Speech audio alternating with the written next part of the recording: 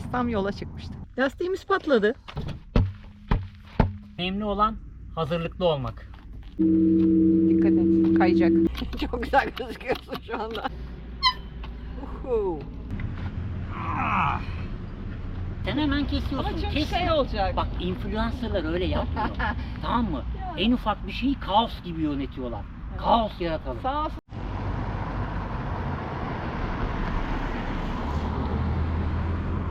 Selam sevgili dostlar. Nasılsınız? Biz tam yola çıkmıştık. Şöyle ormanın içinden, biliyorsunuz bir önceki videoda temizlikler yaptık, her şeyi yerleştirdik. Tam yola çıktık. Gezmeye gidecekken neredesin? Tolga depoyu boşaltmaya başladı. Nedenini hemen gösteriyorum. Lastiğimiz patladı. Lastik patladı ya. İnmiş yani bayağı. Durduk yere inmez patlamadıysa. Bir şeyin üstünden Yani- geçtik büyük ihtimalle ya ormanda ya durduğumuz yere girerken. Fark etmedik çünkü yola çıkmadan önce. Durduğumuz yere girerken değil de bence çıkarken denk geldi. Çünkü durduğumuz yerde 2 gün boyunca durduk, bir problem yoktu. Evet. Şimdi çıkarken bir su birikintisinin içinden geçtik. Oraya girmeden önce bir şeyin üstünden geçtik de ben ağaçtır diye tahmin ettim. Muhtemelen o zaman bir şeyden. Bir şey pat dedi ve sonrasında lastik hava kaçırmaya başladı. Ve bu konulu. Şu an biraz kaldırdım iyicene lastiğe zarar vermesin Evet diye. evet fark ettim. Az önce bayağı Biraz inikti. krikoyla kaldırdım. Evet. Şu yanak bayağı ezik duruyor normalde. Kriko gözüküyor alttan. Şimdi depoyu komple boşaltıp stepneyi çıkaracağız. Ben biraz boşalttım. Ama stepne tabii ki her zamanki gibi en dip yerde. Lazım olan her şey her zaman en sonda olur. Maalesef.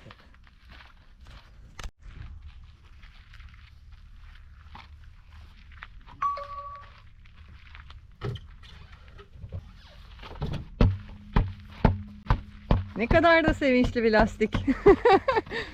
Yaşasın duramıyor. benim sıram geldi.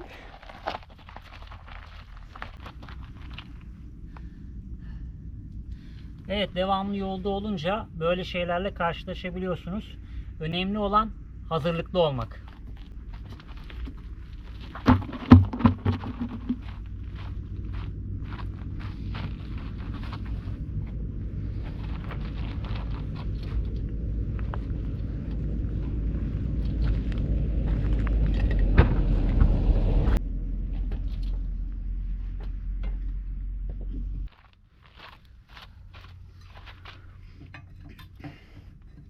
Yeterince kalktı değil mi? Evet, evet. Tekerlek yere değiyor. Tabii küçük krikonun dezavantajı birazcık. Dikkat et. Çıt dedi.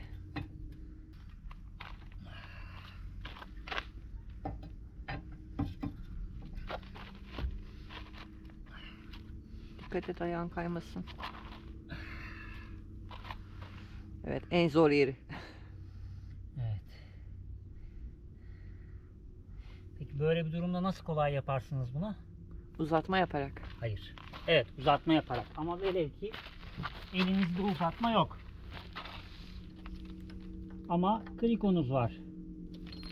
Şimdi bizim yaptığımız gibi krikonun altına destek yaptık. Krikoyu çıkartabiliyoruz o yüzden. Evet.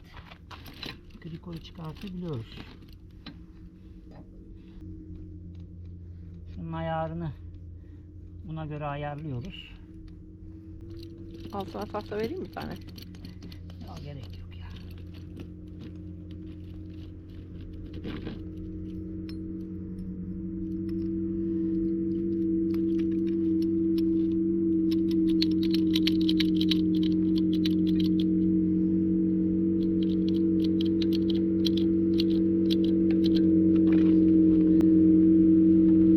Dikkat et. Kayacak. O ne ya? Uçak gibi.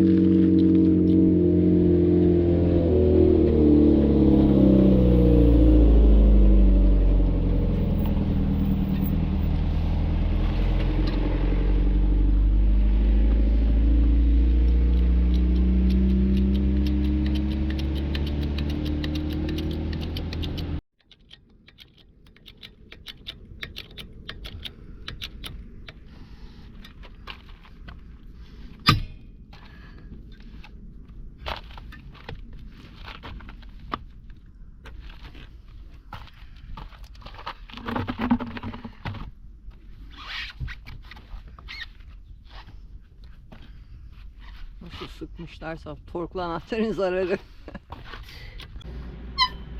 Uhu. Kaldı 4. İyi, tamam, kaldı 4. Eliniz anahtar tutmuyorsa Alo servis. alo servis. Ama eliniz anahtar tutuyor ve mevcutta var olan nesneleri değerlendirmeyi biliyorsanız, Ve tabi hazırlıklıysanız. evet, bir şekilde çözüyorsunuz.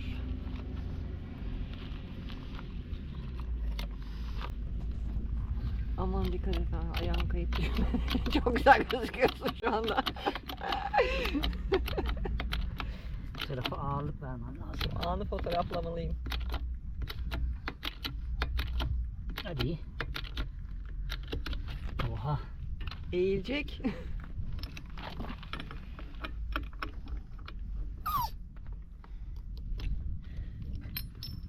Evet, yamuldu değil mi? Bunu boş tarafa çıkart onu. Terse mi eğeceksin şimdi?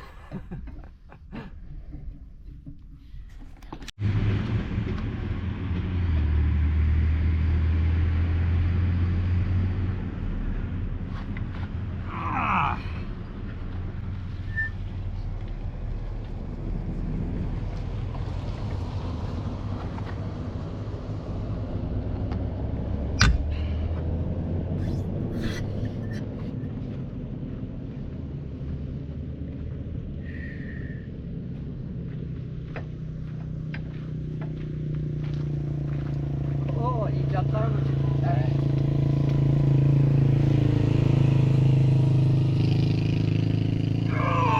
Vallahi oynattın. Tebrik ederim. Oynattın Süpermen. da hepsini açtım. Duydum sesleri az önce. Ay, Max camdan düşüyordu. Tebrik ederim. Ne biçim sıkmışlar ya. Her yön boşa çıktı. İyi, bu tahta geldi aklına. Elin çıktı değil mi? Ay. Nasıl kalbin atıyor? Çok yorulmuşsun. Abi dur o ya, çıkarttık. Kış kış günler, kış kış. Vallahi biraz öyle oldu. Bilim. Çok zorladın değil mi? Evet. O sesini duydum içeriden. Pantolonumu giyeyim dedim, üşüdüm. Güneş gidiyor. Güneş gitti, hava serinledi. Evet. Yelek getireyim mi üstüne? Sen Yok, şimdi uğraşırken- terleyeceğim, terletmesin beni onlar.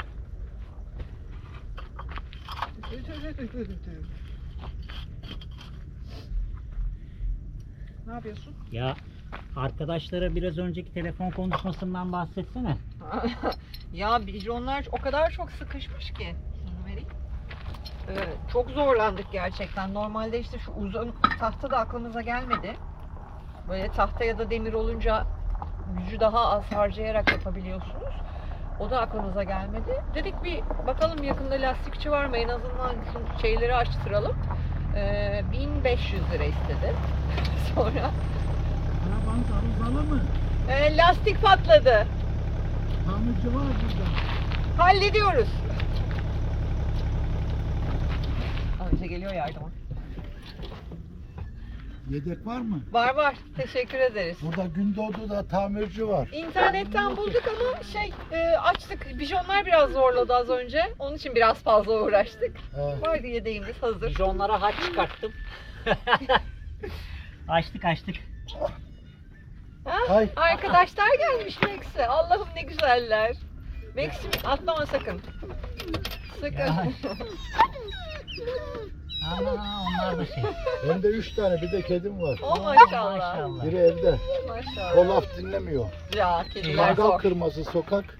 Ya. Sokaktan aldım. Bu bebek de ufak kahverengi. O birisini Almanya'dan getirdim. Hı hı.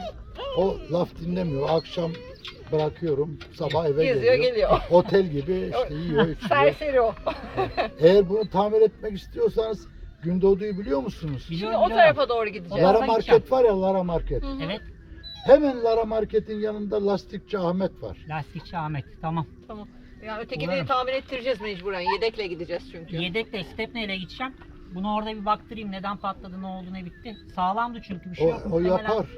Hemen orada yapılacak bir şeyse. Bayağı Tamam, çok tamam. inmiş. O yüzden öyle devam edemedik yola. Burada Ha. ormanda patladı herhalde şimdi geçerken. Benim yandan yarıldı ormanda. Ya Eyvah ağaçlar. su Yepyeni vardı. lastik şu kadar yarıldı. Eyvah eyvah. Bakalım biz de Allah'tan onu çamurdan yama göremedik. attık. Ne oldu bilmiyoruz şu anda ama Ondan bayağı yarık indi. yoktu Banyosu bizim. var, suya falan sokuyor, yapıyor. Ben hep ona Uğrarız gidiyorum. oraya buradan sonra. Divan. Und? Hadi hakkım ha. Ja. Ah, ihr habt auch so einen schönen großen Köpfe. Yavaş yavaş. Yavaş yavaş. Ihr wirklich stimmt. Divan. Ihr wirklich Bist du jetzt ruhig? Ihr so ein feiner, ja. Obesi de dışarı çıkamıyor diye Evet. içeride Nein, bist du. Ja. çılgın memoşu oynuyor. Selb. Hayır Max'cim. Hayır. Max'cim geride Bleib dur. schön drin. Nein, higher. Higher. Gut, ja. Tamam o zaman ben bir Teşekkür sorayım ederiz. dedim de. Tamam, Çok tamam. sağ olun. Teşekkürler. Bay Sağ bay. olun. Ve sonuncu.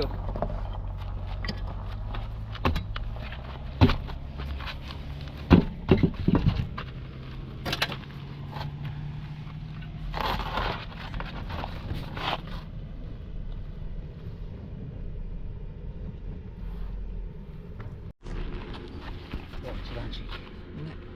Lastiğim şu çamurlu haliyle tabii ki hasarlı yeri bulmamız pek mümkün değil.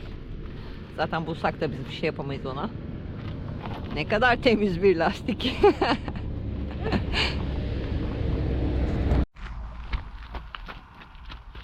Evet. Yolculuk halinde başınıza her şey gelebiliyor. Gördüğünüz üzere. Lastiğimiz patladı. Lastiğe bir ne o? Cin çıkarma ayini yaptık lastiğe. Amen o. Böyle. Evet, ya kriko, ya şunlar kriko diyorum. Bijon anahtarı çok mantıklı bir alet. Evet. Ama çok kısa. Güç uygulayamıyorsun. O torklularla sıktıktan sonra gerçekten çok zor oluyor her seferinde. Daha önce arabada da yaşamıştık aynı Evet şeyi. evet, otomobilde de yaşadık aynı şeyi. Şöyle bir şey söyleyeceğim ben. Farklı bir şeyden bahsedeceğim. Bakın. Trikonun üzerindeki ipi fark ettiniz mi? Evet. Parakort ip. Hayatta kalma iplerinden. Evet, bizim kullandığımız Parakort 660 Parakort iplerinden. Evet, esneme yapmıyor. Sıkı sıkı tuttu bunu ve bu şekilde çalıştırabildik yani. Evet. Yalnız bijonunu da sabit yenilememiz lazım. Şurasını biraz yamulttuk Yamulttuk. ya. Bunun mukavemeti. Evet. Evet. Sevgili dostlar, yanınızda alet edevat varsa, kullanmayı biliyorsanız, kullanabilme yetisine sahipseniz bu tür arızalarda, bu tür problemlerde başa çıkabiliyorsunuz. Kullanmayı bilmiyorsanız da bence fırsat bulduğunuzda bir deneyin. Çok zor Evet. bir şey değil bunları Pazar kullanmak günü çünkü. çalışıyorsanız pazar günü aktivitesi Evet. yapabilirsiniz. Otoparkınızda ya da mahallenizde boş bir alana çekin, lastiği sökün, krikoya kaldırın, altına destek yapın, bir şeyler yapın. Evet, yani mutlaka bir yardım çağırabilirsiniz. Fakat yardıma her yerde de ulaşamayabiliyorsunuz. Bazen bütçeniz uymayabilir.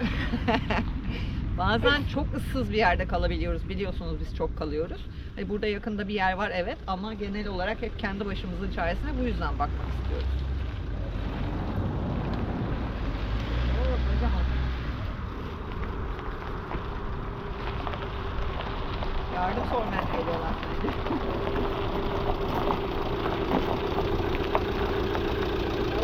hello. Hello. Ha.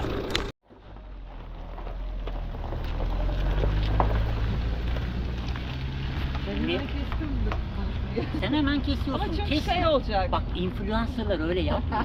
Tamam mı? En ufak bir şeyi kaos gibi yönetiyorlar. Kaos yaratalım. Sağ olsun Romanyalı bir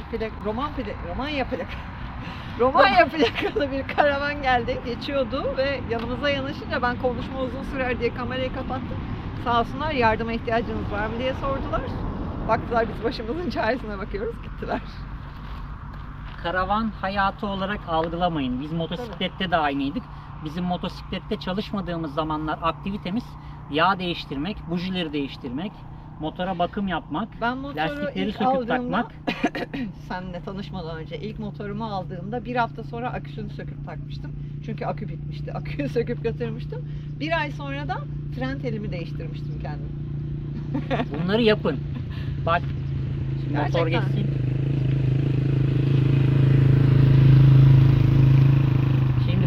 bunları yapın. Bunlar basit tamiratlar arkadaşlar. Bunlar bilinmesi gereken, şoför adamın bilmesi gereken Yani tamiratlar. eliniz alışkın olursa böyle bir acil durumda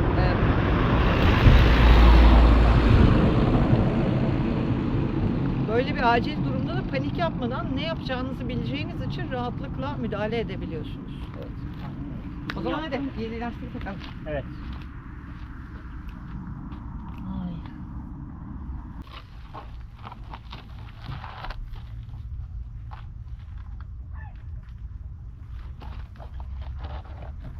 Keçiler geliyor. Keçileri kaçırmışlar. Güzel. Peki bu çocuğun uslu uslu bizi beklemesi. Dışarı çıkarmıyoruz çünkü çok yola yakınız Max'cim. O yüzden birazcık daha bekliyoruz.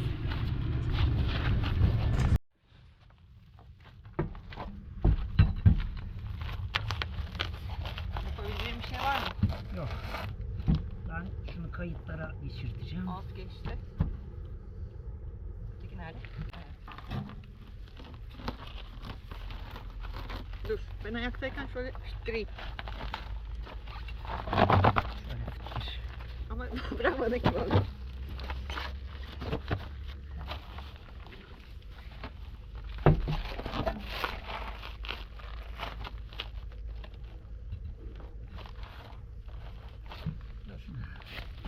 Bir tık Alttan. hayır hayır. Bir saniye. Ya Evet. taşı alacağım alttan ya da krikoyla kaldıracağım. Taşı göremedim.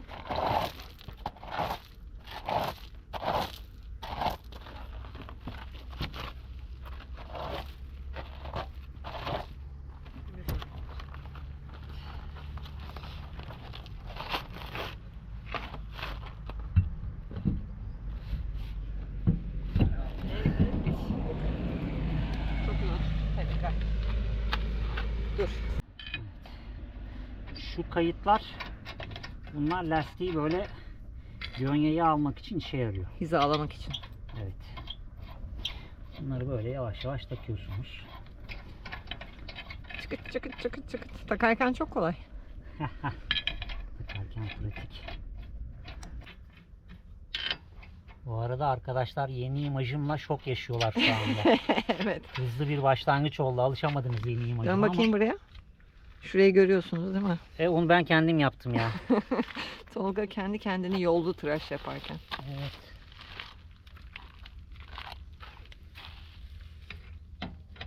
Şimdi burada bir püf noktası var.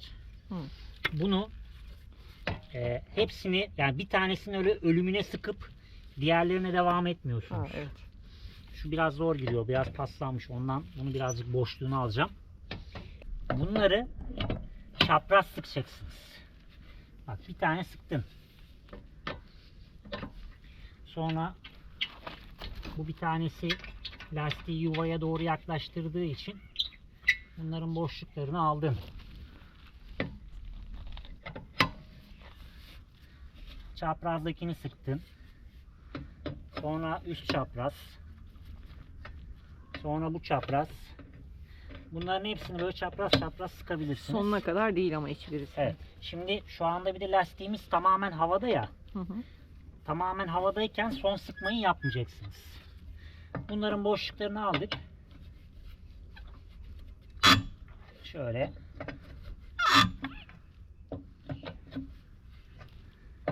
Bunların boşluklarını aldıktan sonra lastiği bir tık aşağıya indireceğiz. Hı. Ama tamamen yükü lastiğe vermeyeceğiz. Sadece sıkma işleminde basıncı alsın diye lastiğe o şeye bastıracağız. Asfalta bastıracağız.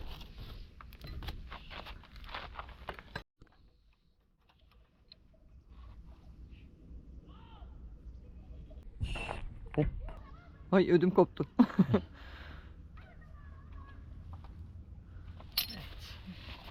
Tekerlek yere dokandı. Dokandırdık. Şimdi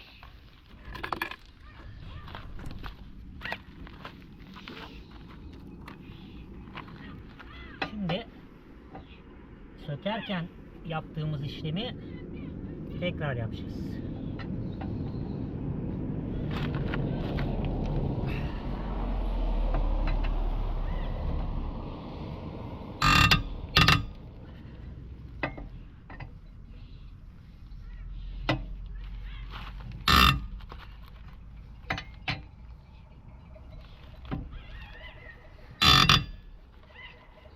Tork anahtarı mısın mübarek? Tat tat tat tat yaptın.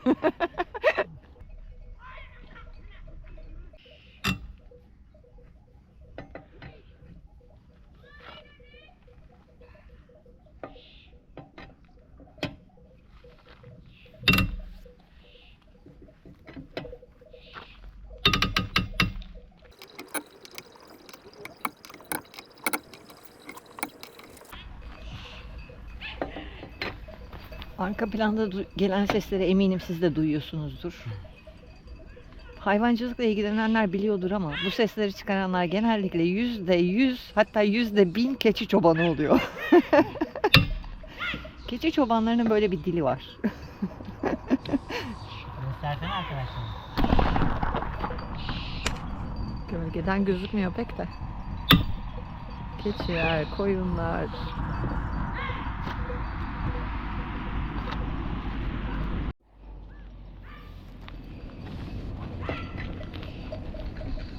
Bunu şimdi öne benim yanıma koyalım bence. Arkaya markaya girmez bu haliyle bu. Şey dedim ya. Şu yere yattığım malzemeyle birlikte yatağın Yere. içine. Şey, Öne. karavanın içine. Aha. Her yer çamur içinde. Hiçbir şey göremiyoruz ya. Görebilsem. Yani küçük mü büyük mü anlayacağız da. Ama böyle itenik gibi durmuyor. Büyük bilince. Tabii canım, yaklaşık Yarık, 3. demek ki yarık yok bence. Ya gözle göremedim bir şey ama iç kısmı tabii çok çamurlu olduğu için onu bilemiyorum. Sizin yorumlara yazar mısınız? Lastiğimize ne oldu? Hayır. Sizin başınıza böyle bir şey gelse siz nasıl reaksiyon alırsınız? Ne yapıyorsunuz yani mesela? Velev ki bizim gibi tura çıktınız. Siz ne yapıyorsunuz? Ya da işte hemen servisi mi ararsınız? Yol yardımı mı ararsınız? İşte şimdi ben bunu yapamamış olsaydım, biliyorsunuz biz bileklik satarak geçimimizi sağlıyoruz. Karavanda yaşıyoruz. Tam zamanlı bileklik satıyoruz, bileklik yapıyoruz, bileklik satıyoruz ve hayatımızı böyle idame ettiriyoruz.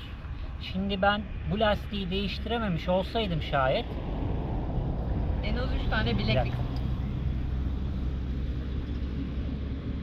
En az 3 tane bileklik satmamız lazımdı bu işlem için. aynen öyle. 3 tane bileklik. Ya 1500 lira. Şimdi 1500 lira az buz bir rakam değil. Tamam, piyasa şartları, işte hayat çok pahalı. Yani bunlar göz önünde bulundurduğumuzda 1500 lira az bir rakam gibi gelebilir size ama abi 8 kilometre uzaktaki bir lastikçinin sadece gelip bijonları açmak için 1500 lira istemesi, Bize bir güç verdi ve kendimiz açtık. yani ya hayır, bu zaten aklımdaydı benim. Bu ahşap da dayanır mı dayanmaz mı kısmında Evet. tereddütteydim. İpler iyi aklına geldi. İpi bağlarız dedin. Sen dedin Evet. ya onu biz bağlayalım, sabitleyelim. Hı hı. Benim aklıma direkt cırtlar gelmişti. İpi Aa. hiç düşünmedim bile. Cırt tutmaz Yani- diyecektim sana. Baktım iple geliyorsun, tamam dedim. Şimdi şöyle söyleyeyim, bizim bu bilekliklerde kullandığımız iple Evet. ben bunu buraya sabitledim. Bu ipin kopma mukavemeti 300 kilo.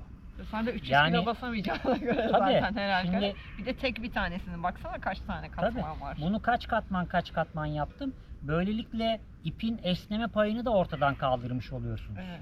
Yani ip esnemeden bütün olayı çözdü. Yani zorda kalırsanız ve bizim bilekliklerimizden aldıysanız söküp bu şekilde kullanabilirsiniz. Aynen öyle. Yani 1500 lira ver. Ya da şöyle düşünün. Hani mevzu bahis 1500 lira da değil. Evet. Çok saçma bir yerde kaldınız. Telefonunuz çekmiyor. Yanınızda istepneniz var. Krikonuz var ve bijon anahtarınız var. Bir tane de tahta buldunuz etraftan. Ağaç da bulabilirsiniz. Kalınlık önemli değil. Ne kadar kalın olursa, yani bunları bu şekilde, yani ağaç kalınlığı önemli değil. Daha kalın da bulsanız mukavemeti arttırırsınız. Benim de şimdi şey geldi aklıma, mesela bu az önce düşünmedim onu. Bizim mesela masanın ayağı demir aslında ve dolu Evet. bir demir. Mesela tente ayaklarını düşündüm ama onlar hafif yamulurlar. Onlar yamulur. Mesela masa ayağımız var demir. Yani bir şeyler bulabilirsiniz bu şekilde uzatmak için. Çok daha kolay açıldı böyle. Öbür türlü Tabii ki. krikoyu denedik. Daha öncesinde Tolga bayağı zorladı ama işte tork anahtarının gücüyle insan gücü Yani siz şuradaki şu 20 santim kadar bir mesafede uyguladığınız basınçla şuradaki yaklaşık 50 santim 60 santimde uyguladığınız basınç, ki bu ne kadar fazla uzarsa sizin uyguladığınız basınç da o kadar az olmuş olacak. Yani şöyle bir kolunuzu kaldırarak bunu kadın arkadaşlar da çok rahat bir şekilde açmasını ve kapatmasını, toplamasını yapabilirler arkadaşlar. Fizik kurallarını kullanarak uygulayacağımız gücü azaltıyoruz yani burada. Aynen öyle. Şimdi arka tarafı toparlayalım. Evet. Ben gerçekten şeyi merak ediyorum ama hani yorumlarda kimin başına neler gelmiş. Ya başınıza gelen böyle enteresan olayları yazsanıza yorumlarda. Biraz sohbet edelim yorumlarda. Bu ara yorumları bazıları es geçiyor. Hep biz başımıza gelen olayları paylaşıyoruz. Biraz da siz yazın yorumlara. Evet, biraz da siz yazın bakalım neler yaşadınız, nasıl çözdünüz, nasıl üstesinden geldiniz, ya da işte ben anlamam o işlerden deyip servis mi çağırdınız, servis gelip ne yaptı, kaç lira aldı. Ya da mesela sigortaların da böyle bir hizmeti var ya, Evet. senede bir mi neydi galiba? Evet, çekici hizmet Evet. falan var. Sigortaların da bu hizmetleri var. Onlardan yararlanmak bilmiyorum. Sanırım bizim hiç aklımıza gelmedi şimdiye kadar. Hep kendimiz bir şekilde başa Evet. çıkabildiğimiz için, ama tabii ki zorda kalırsak bir gün bir yerde bizim de istememiz gerekebilir. Ya bu macerada böyle oldu. Vallahi güneşi teker değiştirirken batırdık, baksana. Allah Gidiyor. ya, gitti güneş. Ay hadi çok Insomnia. biri. Sen biraz şurada kendini şey yap. Haç çıkar kendine. Ben şuraları tutardım. Ben de bir iki fotoğraf çekeyim de hikaye atarım.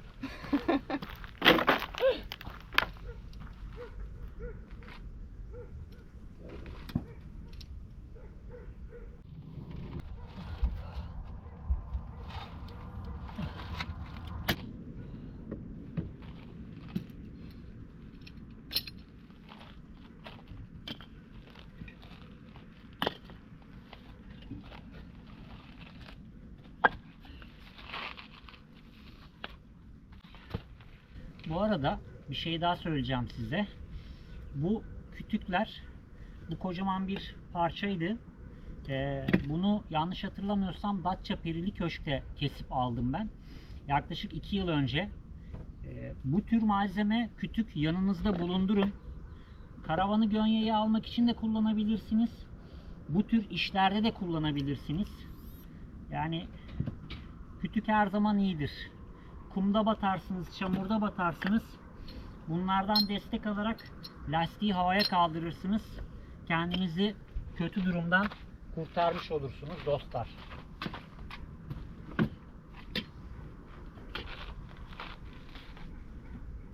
Ve her zaman içinde malzemelerinizi doğru düzgün toparlayın. Bir kenara atarsanız aradığınız zaman hiçbir malzemeyi bulamazsınız. Belki hasarlanmıştır, bir şey olmuştur. Sonra sıkıntı yaşarsınız.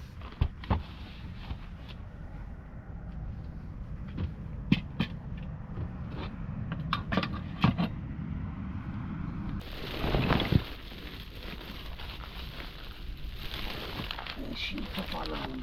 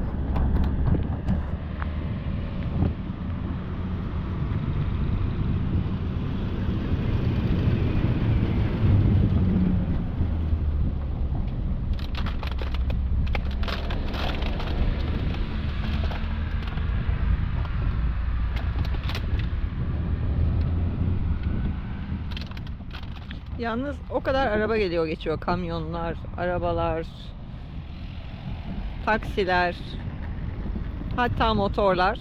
Ama bize yardım teklif eden 2 kişinin de yabancı olması. Ben yorum yapmıyorum bu konuda. Ben bahsedecektim de nedense bahsetmeyeyim dedim. Evet, ilk soran bir Alman çifti.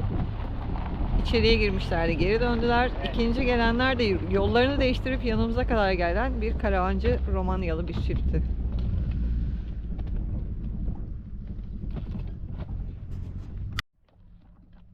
Ne diyelim? Yolda olan yolda olanın halinden anlar o zaman.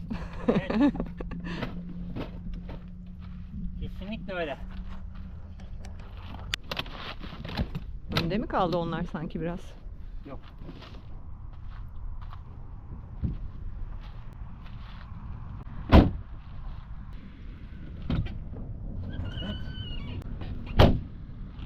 Şekerimizi de alalım. Teknemizde de eski lastiklerimizden biriyle hazır arkada bekliyordu. İyi ki onlardan birini saklamışız. Evet evet. Yani Yine aynı lastik aslında şu anda üzerinde takılı evet olan. evet, aynı firmanın aynı lastiği. Şunu alayım. Yani durumu çok çok iyi değil Ama kötü de değil. ama kötü de değil. O yüzden işimizi görüyor şimdilik. Max buraya.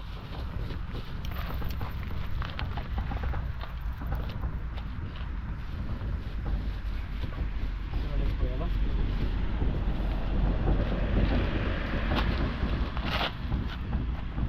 Şunu şöyle bir sürtüreyim mi ya? Sen bilirsin.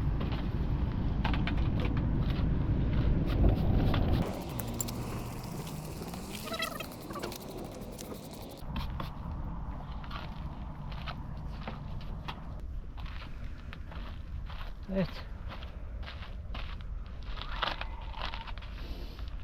Yap.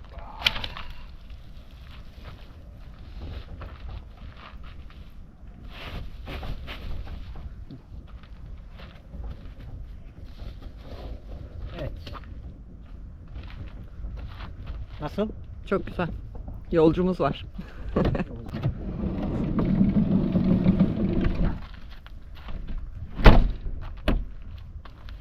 Hadi atlayın lastikçiye.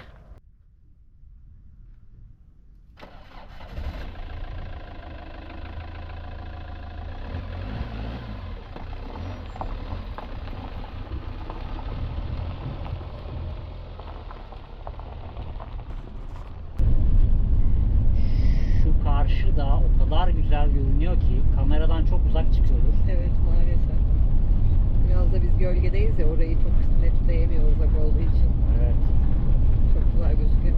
Yalnız yeni imajım nasıl? Kafam üşüdü. Gülden'in el yapımı derelerinden bu. Kendisine de yaptı aynısından. Evet. Hemen şapkayı taktık kafaya. Aa, hemen taktım, üşüdüm. Yanlış zamanda tıraş olmuşsun. Yok ya, tam doğru zaman bence.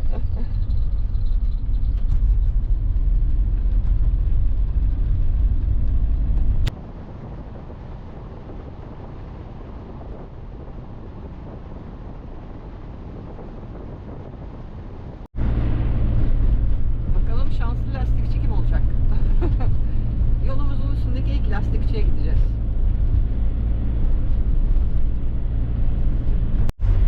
Geri geldi. Lastik bir geri devrilip geri geldi. Şimdi Şurada bir şuradan- lastikçi var. Sanırım burası bizim telefonla aradığımız yer. Evet. Bizden 1500 lira isteyen lastikçi bu. Evet, şimdi biz kendimiz yaptık. 1500 lira bize ver diyeceğiz.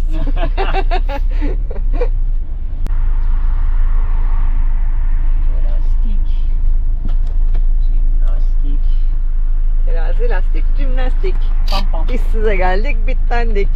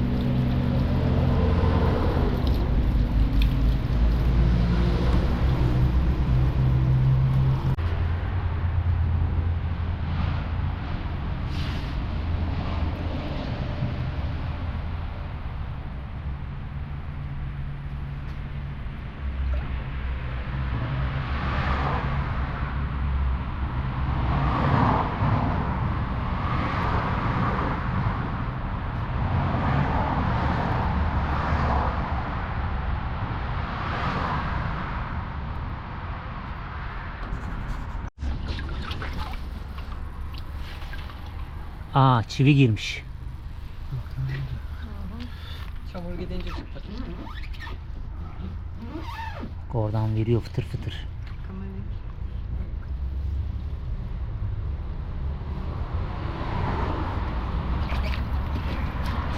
Ya maşallah. Bak. Bir de o kadar topluyoruz her gittiğimiz yerde ama yolda da lastikler toplamış. Ya şapkam nasıl ama? Şapkam şekil, önümden şekil. Kocaman çivi girmiş ya. Vay Evet. arkadaş.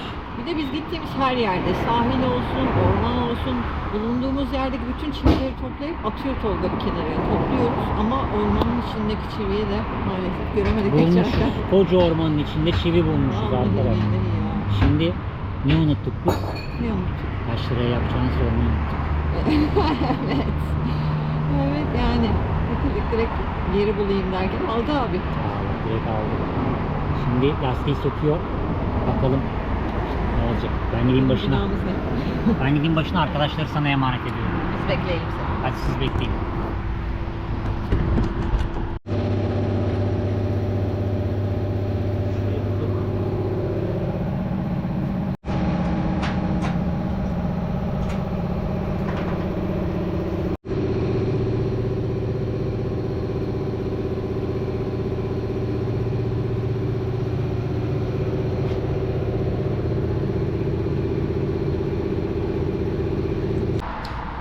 Şimdi bir Unimog kamyonumuz olmuş olsaydı o çivi ne olurdu? Hiçbir şey demezdi. Dişini kovuğuna gitmezdi o çivi. Diken battı falan zannedip devam ederdi yola.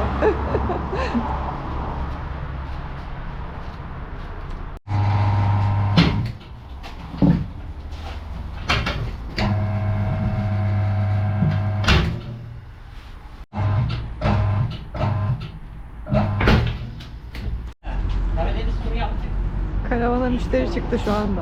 Amca geldi satın bunu bana diyor.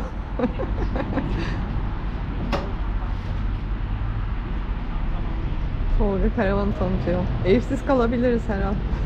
Böyle. Yaşar gidelim. Abi biz 5 yıldır yaşıyoruz içinde. Dışında yaşayayım diyor. Tamam. Tamam. Hacı bak. Evet. Ya. Versen bana şunu ya. Kaç lira?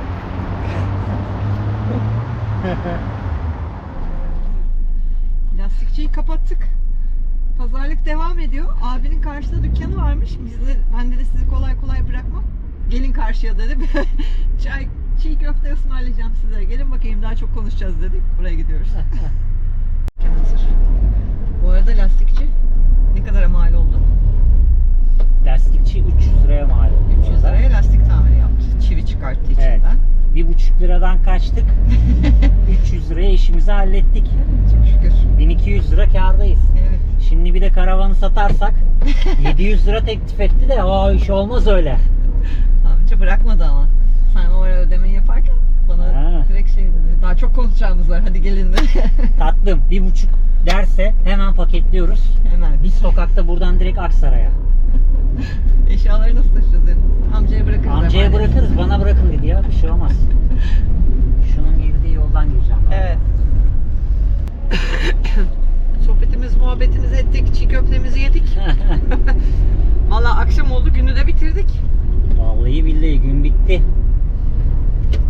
Şuralardan bir manevra yapayım ben de. Daha konaklayacak yer bakmadık.